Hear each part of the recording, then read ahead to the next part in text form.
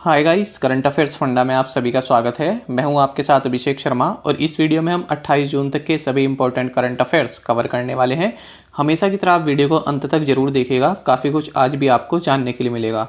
साथ ही गाइस, इस सेशन को शुरू करने से पहले आप सभी को बताना चाहूँगा, यदि आप हमारे daily current affairs PDF, weekly PDF और मंथली पीडीएफ चाहते हैं तो इस वीडियो के फर्स्ट कमेंट में दिए गए लिंक पर क्लिक करके पा सकते हैं। ज़्यादा जानकारी के लिए आप इस स्लाइड पर दिए गए सभी पॉइंट्स को जरूर पढ़ें और कुछ भी अगर आप पूछना चाहें, कोई भी आपका डाउट हो तो कमेंट बॉक्स में हमें ज़रूर लिखें। तो चलिए फिर करते हैं शुरुआत इस वीडियो सेशन की। सभी क्रिकेट प्रारूपों में पदार्पण करने वाली सबसे कम उम्र की भारतीय क्रिकेटर कौन बनी? ऑप्शंस आपके सामने हैं और सही आंसर होगा option C. Shefali Verma became the youngest Indian cricketer to make debut across all cricket formats. तो देखिए, हरियाणा से आती हैं शेफाली वर्मा और ये यंगेस्ट इंडियन क्रिकेटर बनी है, यानी कि चाहे वो मेंस क्रिकेट की बात हो या फिर विमेंस क्रिकेट की बात हो, तो जो भी तीनों प्रारूप हैं, ओडीआई है, वनडे इंटरनेशनल, टी20 है और टेस्ट क्रिकेट है, इसमें ये यंगेस्ट इंडियन क्रिकेटर बनी है जो तीनों फॉर्मेट खेलने वाली जो है प्लेयर बनी है। तो इनकी जो एज है 17 ईयर्स 150 डेज़ है। और अगर हम ओवरऑल बात करें पूरे वर्ल्ड में, तो पूरे वर्ल्ड में ये 5th यंगेस्ट क्रिकेटर हैं जिन्होंने ये कीर्तिमान हासिल किया है। और सबसे पहले नंबर पर कौन है जो सबसे कम उम्र में जिन्होंने पदार्पण किया था ग्लोबली? तो ये है अफगानिस्तान के मुजीब उर रहमान। तो 17 ईयर्स 78 डेज में इन्होंने पदार्पण किया था तीनों ही फॉर्मेट्स में। आगे बढ़ते हैं। प्रधानमंत्री नरेंद्र मोदी ने किस स्थान पर जैन गार्डन और काइजन अकादमी का उद्घाटन किया? ऑप्शंस आपके सामने हैं और सही आंसर होगा option D. Prime minister Narendra Modi inaugurated a Jain garden and kaizen academy eight Ahmedabad, Gujarat. तो अहमदाबाद, गुजरात में प्रधानमंत्री नरेंद्र मोदी ने जैन गार्डन और काइजन अकेडमी का उद्घाटन किया है। आपको बता दें, जैन गार्डन यानी कि एक तरह का आप इसको जापानीज़ रॉक गार्डन्स कह सकते हैं, जैसा ये चंडीगढ़ में रॉक गार्डन है। और ये देखिए, दोनों ही का जो उद्घाटन किया है, तो इससे क्या होता है, इंडिया और जापान इन दोनों की जो रिलेशनशिप है, जो फ्रेंडशिप है, उसको और मजबूत करने का काम यहाँ पर किया है।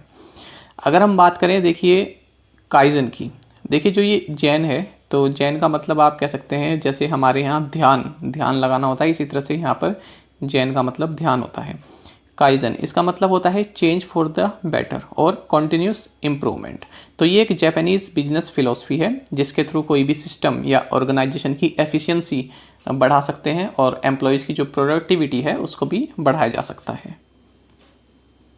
आयकर अपीलीय न्यायाधिकरण के ई फाइलिंग पोर्टल ETAT ई द्वार का शुभारंभ किसने किया? ऑप्शंस आपके सामने हैं और सही आंसर होगा option D. Ravishankar Prasad launched ITAT e Dwar an e filing portal of income tax appellate tribunal. तो देखिए, रविशंकर प्रसाद, इनके पास कौन कौन सी मिनिस्ट्री है? तो ministry for law and justice, ministry of communication and ministry of electronics and IT। ये तीनों ही आपको जानने चाहिए क्योंकि चर्चा में चले आ रहे हैं ये। और तो इन्होंने जो है income tax appellate tribunal ITAT e द्वार इस पोर्टल को लॉन्च किया है। तो इसके थ्रू जो भी संबंधित ऑर्गेनाइजेशन हैं या पार्टीज़ हैं, तो वो जो है अपनी जो अपील्स हैं या फिर डॉक्यूमेंट्स हैं उनकी, और कोई एप्लीकेशन है तो उसको इलेक्ट्रॉनिकली फाइल कर सकते हैं। साथ ही आपको जानना चाहिए कि जो ये ITAT है, इनकम टैक्स अपीलेट ट्रिब्यूनल, इसके प्रेसिडेंट हैं जस्टिस PP भट्ट। मातृ, किशोर और बचपन के मोटापे की रोकथाम पर राष्ट्रीय सम्मेलन किसके द्वारा आयोजित किया गया है? ऑप्शंस आपके सामने हैं, सही आंसर होगा option C. National convention on prevention of maternal, adolescent and childhood obesity is convened by NITI Aayog. तो नीति आयोग के जो मेंबर हैं डॉक्टर VK पॉल, इनके चेयरमैनशिप में ये जो आप एक मीट कह सकते हैं, इसको कन्वीन किया गया है। साथ ही इसमें जो को चेयरमैनशिप है ये की गई डॉक्टर R हेमलता के द्वारा, जो कि डायरेक्टर हैं national institute of nutrition. Friends, काफ़ी इंपॉर्टेंट है, कई बार एग्जाम में पूछा गया है नेशनल इंस्टीट्यूट ऑफ न्यूट्रिशन कहाँ पर स्थित है, इसको आप याद रखिएगा, ये है हैदराबाद, तेलंगाना में। बात करें नीति आयोग की, तो चेयरपर्सन नरेंद्र मोदी हैं, प्रधानमंत्री इसके चेयरपर्सन होते हैं, vice chairperson doctor Rajiv Kumar हैं। फुल टाइम मेंबर्स 3 हैं, एक तो doctor VK Saraswat, professor Ramesh Chand और doctor VK Paul. Ex officio members कौन कौन हैं? राजनाथ सिंह जो कि डिफेंस मिनिस्टर हैं, अमित शाह जो कि होम अफेयर्स मिनिस्टर हैं, निर्मला सीतारमन जो कि फाइनेंस मिनिस्टर हैं और कॉरपोरेट अफेयर्स मिनिस्टर हैं, साथ ही नरेंद्र सिंह तोमर जो कि एग्रीकल्चर मिनिस्टर हैं, रूरल डेवलपमेंट मिनिस्टर हैं और पंचायती राज मिनिस्टर हैं। सुशीला देवी किस खेल से संबंधित हैं? ऑप्शंस आपके सामने हैं। सही आंसर होगा option A, Sushila Devi is associated with judo. तो देखिए, इंडियन जूडो का सुशीला देवी, इन्होंने जो है टोक्यो ओलंपिक्स के लिए कॉन्टिनेंटल कोटा के थ्रू क्वालिफाई कर लिया है और ये जो है 48 kg कैटेगरी में compete करती हैं। S&P ग्लोबल रेटिंग्स ने चालू वित्त वर्ष के लिए भारत के विकास अनुमान को 11% से घटाकर कितना प्रतिशत कर दिया है? ऑप्शंस आपके सामने हैं और सही आंसर होगा option D. S&P global ratings cut India's growth forecast for the current physical to 9.5% from 11% earlier. तो देखिए, फिजिकल ईयर 22 जब इस तरह से लिखा होता है ना FY22, इसका मतलब है 21-22 की बात की जा रही है। अगर लिखा हो FY23 यानी कि 22-23 की बात की जा रही है। तो 9.5% इन्होंने कहा है कि रहेगी, क्योंकि जो कोविड की सेकेंड वेव है इसकी वजह से कई सारी एजेंसीज ने भारत की जो GDP फोरकास्ट है उसको जो है थोड़ा कम कर दिया है। साथ ही इन्होंने ये कहा है कि जो फिजिकल ईयर 23 है यानी कि 2022-23 का जो है, इसके लिए 7.8% भारत की GDP ग्रोथ रहने वाली है। केंद्रीय वित्त और कॉरपोरेट मामलों की मंत्री निर्मला सीतारमन ने हाल ही में किस संगठन द्वारा आयोजित ग्लोबल इन्वेस्टर्स राउंड टेबल में भाग लिया? ऑप्शंस आपके सामने हैं और सही आंसर होगा option B. So the union minister for finance and corporate affairs Nirmala Sitharaman recently participated in the Global Investors Roundtable organized by USISPF। तो USISPF का मतलब है US India strategic partnership forum. तो इन्होंने जो है ग्लोबल इन्वेस्टर्स राउंड टेबल इसको organise किया और इसको निर्मला सीतारमन ने इसमें पार्टिसिपेट भी किया है। देखिए, जो ये USISPF है ये क्या करता है, इंडिया और US के बीच में जो बायलैटरल और स्ट्रेटेजिक पार्टनरशिप है इसको मजबूत करने का कार्य करता है, क्योंकि दोनों देशों के बीच जो भी इकोनॉमिक रिलेटेड इश्यूज़ हैं और एंटरप्रेन्योरशिप है, एम्प्लॉयमेंट क्रिएशन है, इनोवेशन है, इन सभी के ऊपर ये कार्य करता है और समय समय पर इनसे संबंधित मीटिंग ऑर्गेनाइज करता रहता है। निम्नलिखित में से कौन अंतर्राष्ट्रीय सौर गठबंधन फ्रेमवर्क समझौते को रेटिफाई करने वाला पहला देश बन गया है? ऑप्शंस आपके सामने हैं। सही आंसर होगा option C. So Denmark has become the first country to ratify International Solar Alliance framework agreement. जानते हैं इसके बारे में।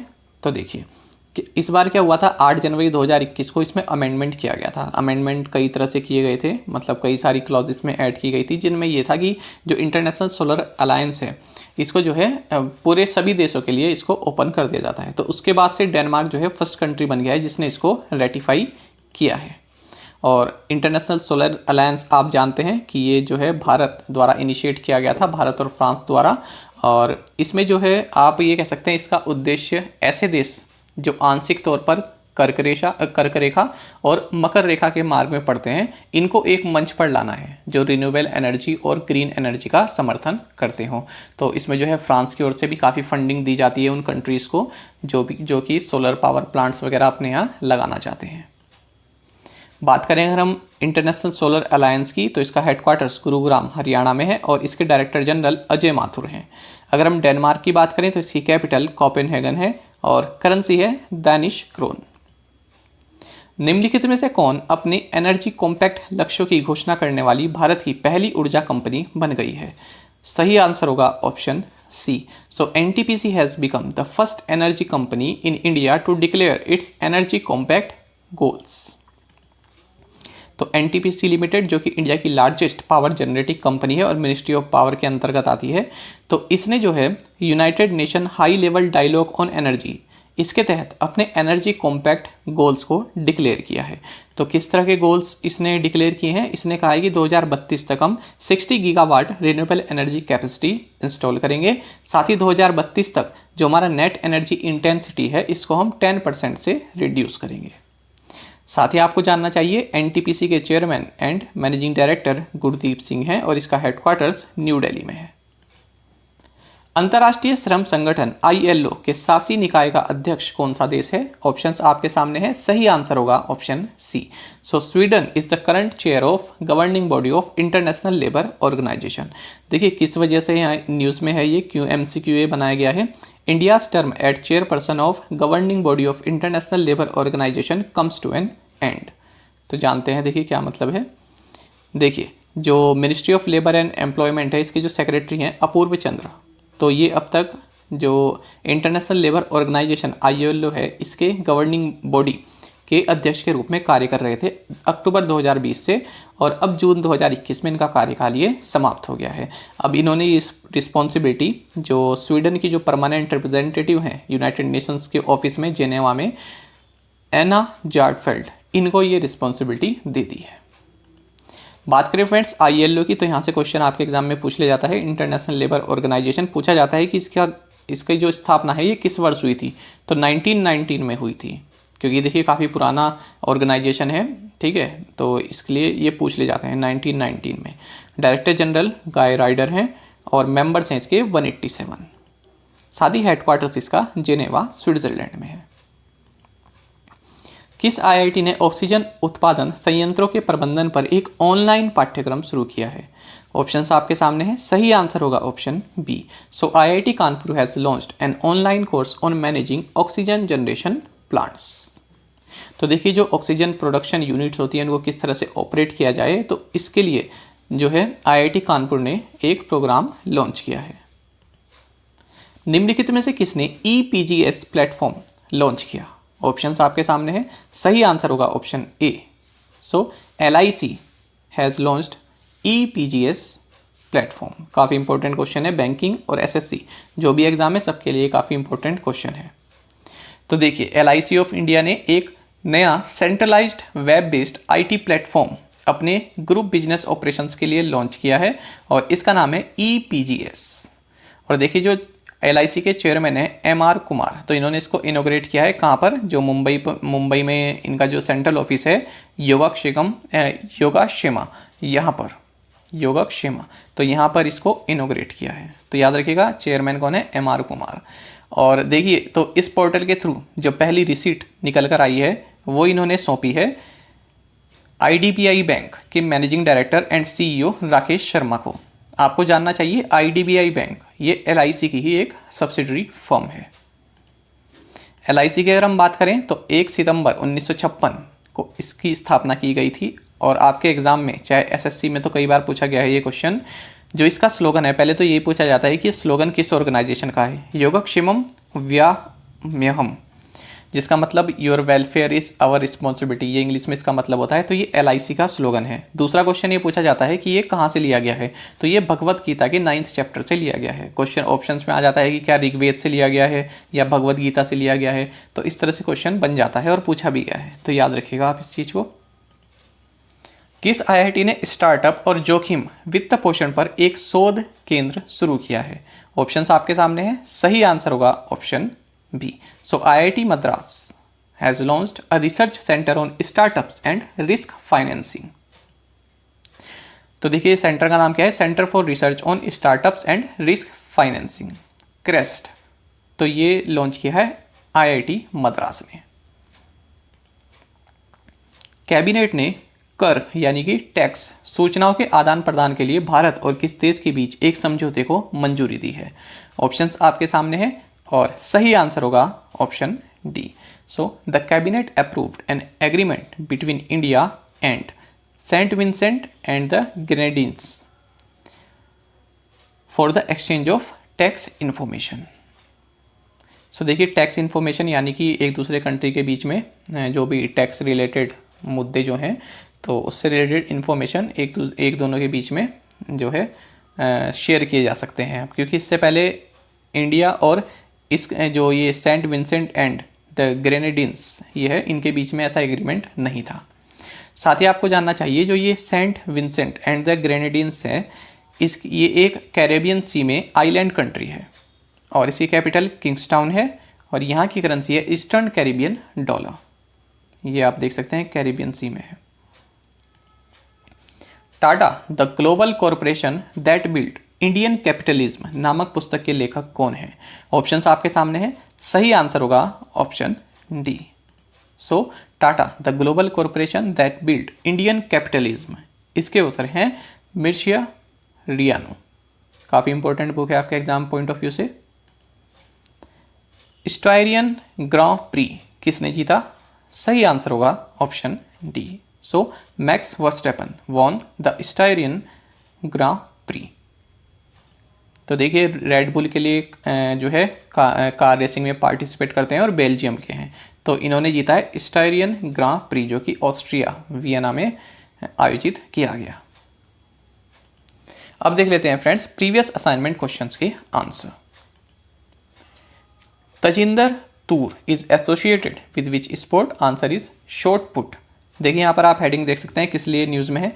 Tajinder Toor crosses Tokyo 2020 qualification mark in shot put. आगे लिखा है Dutee Chand misses out by a whisker. देखिए फ्रेंड्स बाय अ विस्कर का मतलब होता है बहुत ही कम मार्जिन से, या तो आप बहुत कम मार्जिन से जीते हो या फिर आप बहुत कम मार्जिन से हारे हो, तब यहाँ पर यूज़ किया जाता है बाय अ विस्कर। अब इस तरह से हेडलाइंस अगर आप देख लेंगे तो आप बता देंगे उसका मतलब, लेकिन इस तरह की चीज़ें आपके एग्जाम में ही पूछ ली जाती हैं। जो फिलर्स आते हैं, फिल इन द ब्लैंक्स वाले आते हैं, तो उसमें 4 ऑप्शन दे दिए जाते हैं, तब यहाँ पर पूछ ले जाता है। तो एक काफ़ी इंपॉर्टेंट है आपके लिए, इसको याद रखिएगा। बाय अ विस्कर काफ़ी स्मॉल मार्जिन से, जैसे एस्पिरेंट्स कहते हैं कि पिछले साल मैं SBI PO बहुत ही कम मार्जिन से मेरा रह गया, तो आप कह सकते हैं I missed out SBI PO by a whisker. या आप कह सकते हैं आपने अगर SBI PO पास किया हो बहुत ही कम मार्जिन से, तो आप कह सकते हैं I qualified SBI PO by a whisker. तो ये है तजिंदर तूर, ये शॉट पुट जो है गेम होता है। आगे बढ़ते हैं। What is the capital and currency of Uruguay? So the answer is, तो यहाँ की जो करेंसी है ये है मोंटेविडियो और करेंसी है यहाँ की Uruguayan peso. In India which fruit is known as kamalam? Answer is jackfruit. Sabina Park cricket ground is located in which island country? Answer is Kingston Jamaica. Snana Yatra is a ceremonial annual bathing ritual of which lord? Answer is lord Balabhadra, Devi Subhadra and lord Jagannath. और आप में से कई aspirants ने 5 questions के answer बिल्कुल सही दिए हैं।